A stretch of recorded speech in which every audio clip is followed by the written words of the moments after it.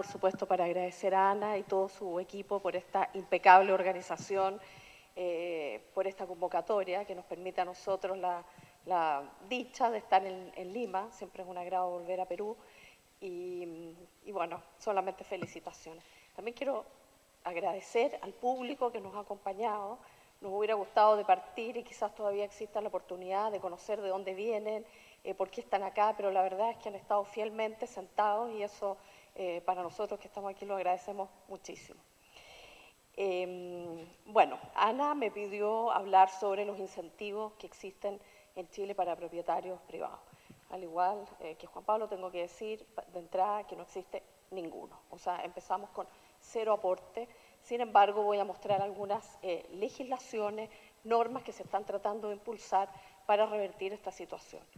Ha quedado claro en este Congreso que las normas y las leyes son absolutamente indispensables para lograr cualquier cambio cultural y patrimonial que queramos impulsar, y que esas leyes y normas deben ir aparejados siempre con algún presupuesto que las fundamente, las acompañe y permita que se implementen. Sin eso, la verdad que no se puede hacer ningún cambio.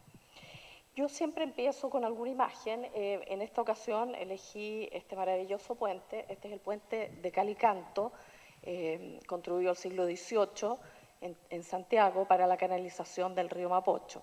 Fue demolido el año 1888 y de ser un patrimonio tangible ha pasado a ser un patrimonio intangible, pues es muy difícil que algún chileno con algún grado de ilustración no lo reconozca inmediatamente. Es decir, ha pasado a ser parte de nuestra iconografía, a pesar de estar demolido. Decían que estaba en mal estado, etcétera, pero tuvieron que ocupar muchas toneladas de dinamita para lograr su desaparición. Podría haber sido un símbolo maravilloso para nuestra ciudad, pero hoy día solamente funciona como intangible. Bueno, hay dos leyes que se nos van a cruzar que explicarían la situación en que nos encontramos los propietarios de inmuebles protegidos. Yo me incluyo, yo fui el primer caso, después de trabajar 15 años en el patrimonio, dirigiendo y formando la Corporación del Patrimonio Cultural de Chile. Tenía una casa de mucho valor histórico, estético, ahí nació un famoso escritor, ahí nació además la exportación de fruta, la primera exportación de fruta salió desde ese lugar, y yo quise ser coherente y postulé mi casa a Monumento Nacional. Les puedo decir que fui la única privada en la historia del Consejo de Monumentos que va por motu propio a pedir que declaren monumentos nacionales. No solamente lo pedí, sino que más me dijeron, sí, tráiganos los antecedentes. O sea, tuve que contratar arquitectos para sacar los planos, tuve que contratar a un historiador para presentar los expedientes, y finalmente es un monumento histórico porque, por supuesto, tenía todas las condiciones para hacerlo. Un día voy a escribir un libro sobre qué significa tener un monumento nacional en Chile, pero me he hecho todo el camino y les puedo decir que ha sido bastante arduo. Empezamos con los monumentos nacionales. Recién en el año 1910, si pensamos eso es prácticamente ayer, junto con el centenario, se hace el primer intento de hacer una modificación legislativa que incluya este concepto de monumento histórico. Como ustedes pueden ver, habla solamente de edificios y monumentos históricos.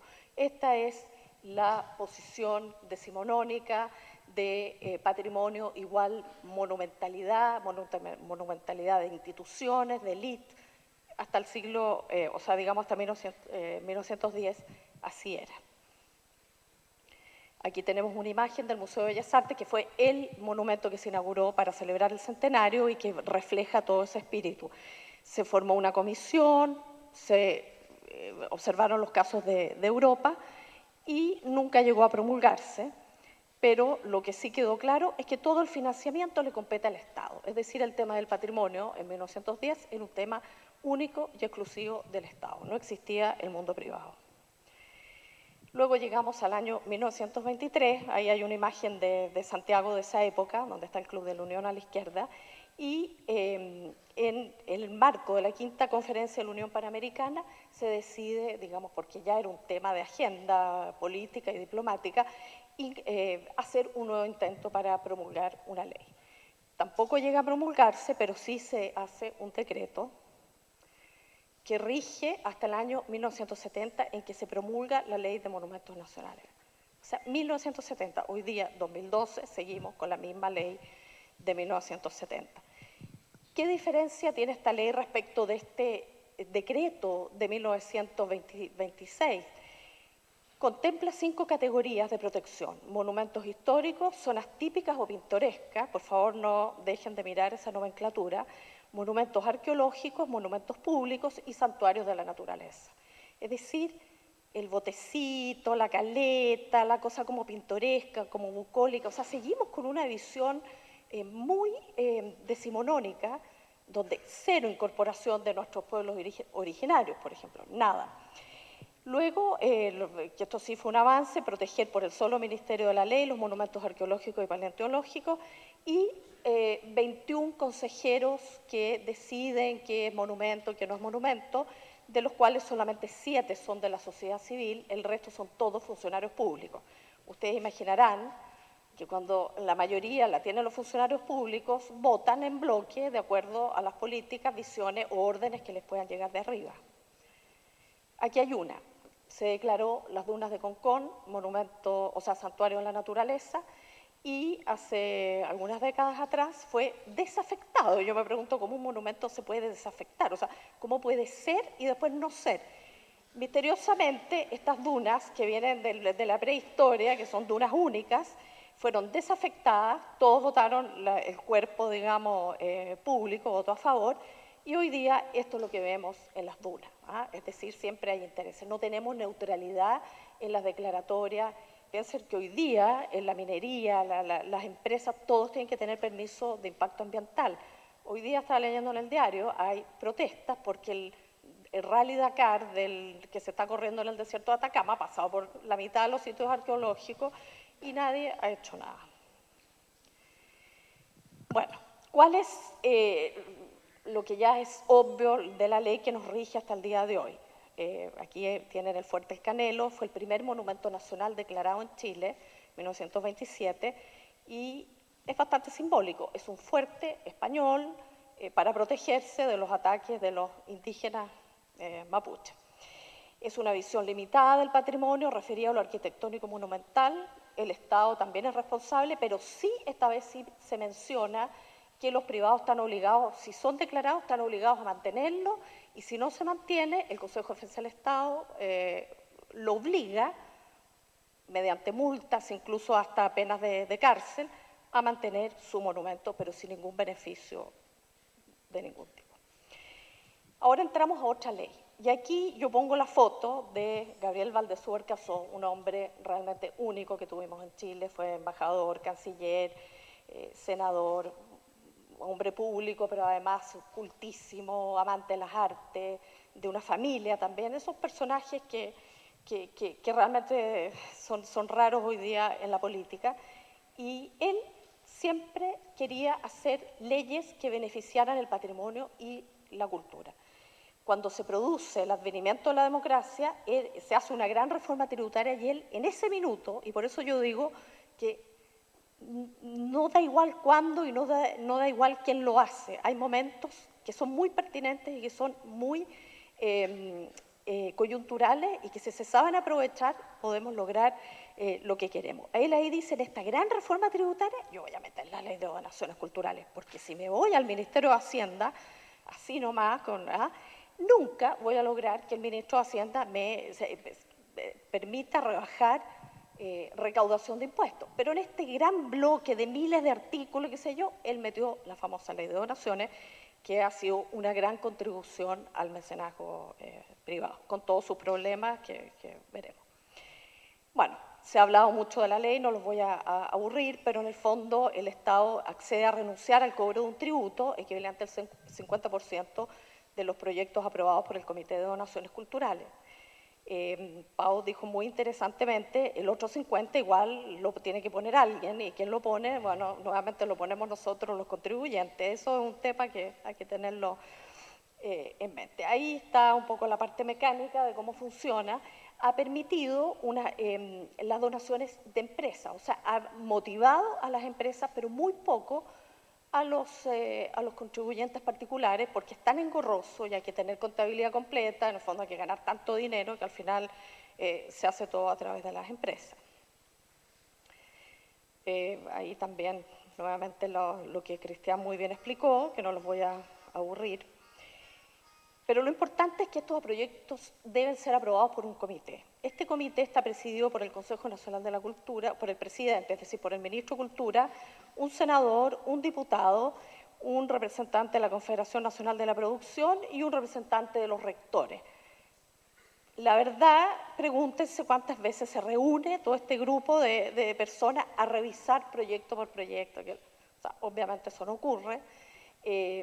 La administración de esta ley es de este porte, fue durante 20 años solamente una persona, ahora creo que tiene un ayudante, por lo tanto estaba totalmente centralizado en Santiago y digamos con muy poca información. Muy poca información. Esto me lo he logrado así bucear del Consejo de la Cultura, porque si queremos saber cuánto cada año, cuánto se aprueba, cuánto realmente se hace, en qué rubros van, qué empresas apoyan, qué tipo de proyectos, cuáles llevan a su... Si queremos data, realmente prácticamente no hay nada. Y creo que desde el año 90 hoy día sí podríamos tener un universo de información al cual no podemos acceder. Pero en todo caso, que se hayan generado durante todas estas décadas 218 millones del mundo de la empresa para apoyar proyectos culturales es algo que siempre vamos a tener que aplaudir.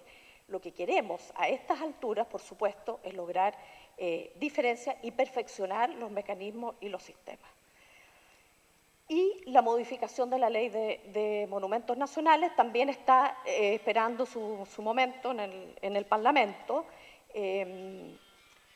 porque, bueno, por todo lo que ya vimos, por el anacronismo que desempeña, pero las dos leyes y las dos modificaciones apuntan a que los propietarios privados de monumentos declarados por el Consejo de Monumentos Nacionales sean benefactores de esta ley.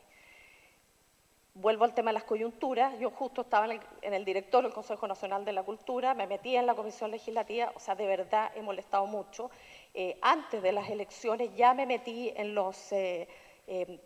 con esta fundación que recién creamos, nos metimos a hablar con los candidatos, con los grupos, etcétera, para que este fuera un tema que se pusiera en las campañas, y la verdad que el presidente sí lo puso y en este minuto lo incorporó en la legislación.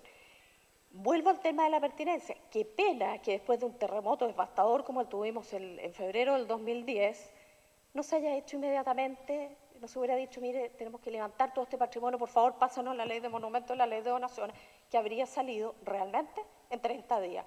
Ahora, esto tomó mucho tiempo, mucha discusión, y hoy día esperamos que esto se apruebe, pero yo no tengo certeza cuándo eso vaya a ocurrir. La ley de donaciones incorpora, digamos, nuevos donantes para incentivar a los particulares y propietarios de monumentos históricos, que creo que eso sí puede ser una diferencia, por fin, una diferencia para todos los que tienen que restaurar. Yo también el terremoto también me afectó, esperé 2 años a ver si salía esta ley, hasta que tuve que tomar la determinación, que o dejaba caer la casa, porque esa era la situación, y hacía la pérdida, y que es una pregunta que uno tiene que hacerse. O sea, ¿invertiré toda esta cantidad en restaurar algo que siento un deber, pero que para mis hijos a lo mejor no les importa, ¿hago realmente esto? Entonces, lo hice, pero no todos lo hicieron, y hay muchos que están en el suelo y seguirán, y ya nunca vamos a poder recuperar. Cuando yo estaba en el patrimonio, ¿por qué estoy en esto? Lo quiero contar, porque yo sí me dediqué muchísimo a todo el tema de restauración, de conservación, publicaciones, muchísimos proyectos. Aquí hay 4 de ellos como ejemplo. Y debo decir que para todos estos proyectos siempre encontré auspiciadores y encontré apoyo y pude lograr. O sea, eran todos proyectos caros y difíciles, en regiones, algunos en Santiago. Pero para estos proyectos les puedo garantizar que es imposible conseguir un donante o alguien que se motive a cooperar. Son casas de la zona central de Chile, casas antiguas, que se cayeron con el terremoto y que los propietarios o lo hacen o se pierde para siempre. Aquí hay otra casa, lamentablemente mis primos hermanos, una casa maravillosa, que miren el estado que quedó. Ellos no la van a restaurar, dijeron realmente no podemos, o sea, es demasiada la dimensión, demasiado el costo, no somos capaces.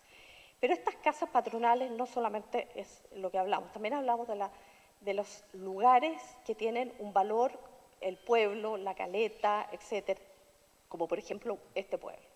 Se pierde esa casa, la señora o el señor que la habita no tiene idea no tiene idea a dónde recurrir, qué es lo que hace. Lo único que dice: no quiero ver adobe nunca más en mi vida, por favor, pónganme una fanalosa, cualquier cosa, una casa material como esa, una maderita, qué sé yo, para nunca más ver el adobe, y toda esta tipología tan maravillosa que tenemos se pierde para siempre. Ahí tenemos otro ejemplo de una torre separada, en fin.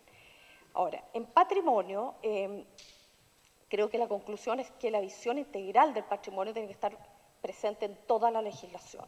Tiene que haber una nítida posición del Estado, reflejada en leyes y normas, una responsabilidad del Estado de los bienes públicos patrimoniales, pero facilitando y promoviendo el trabajo patrimonial en el mundo privado, y entregar mecanismos e incentivos para propietarios de bienes culturales. Lo mismo con el tema de la ley de mecenazgo. Creo que falta una visión del Estado en tema de mecenazgo que quede muy clara, una voluntad política que se refleje en leyes y normas, leyes que interpreten el acceso a la transparencia e inclusión democrática. Yo creo que esto es fundamental. O sea, nosotros debiéramos entrar a nuestras leyes de mecenazgo y ver siempre qué se aprobó, qué no se aprobó, cómo son los formularios, quién ha tenido éxito, tener data, tener información. Tenemos que acceder. Realmente la transparencia no son solamente palabras, o sea, creo que el mundo está demostrando que hoy día es un clamor. Una institucionalidad sometida a permanente evaluación. O sea, no porque exista la ley de esa manera significa que está perfecta y que no sea susceptible de ser modificada en el futuro o que esté funcionando. Siempre debe evaluarse. La ineludible confluencia público-privada, por supuesto, y eludir un papel pasivo del Estado en los proyectos que se realizan. Esto también se ha tratado varias veces. Yo creo que muchas veces el Estado, que igual está poniendo la mitad de los recursos, muchas veces deja que ocurran y al final el proyecto es mandado por una empresa y creo que el Estado tiene que asumir de una manera más activa el papel que le corresponde. Descentralización regional lo pongo porque generalmente estas cosas se resuelven en las capitales. Constante información y capacitación a gestores y agentes culturales para que nunca tengan que venir a una oficina a Santiago a preguntar.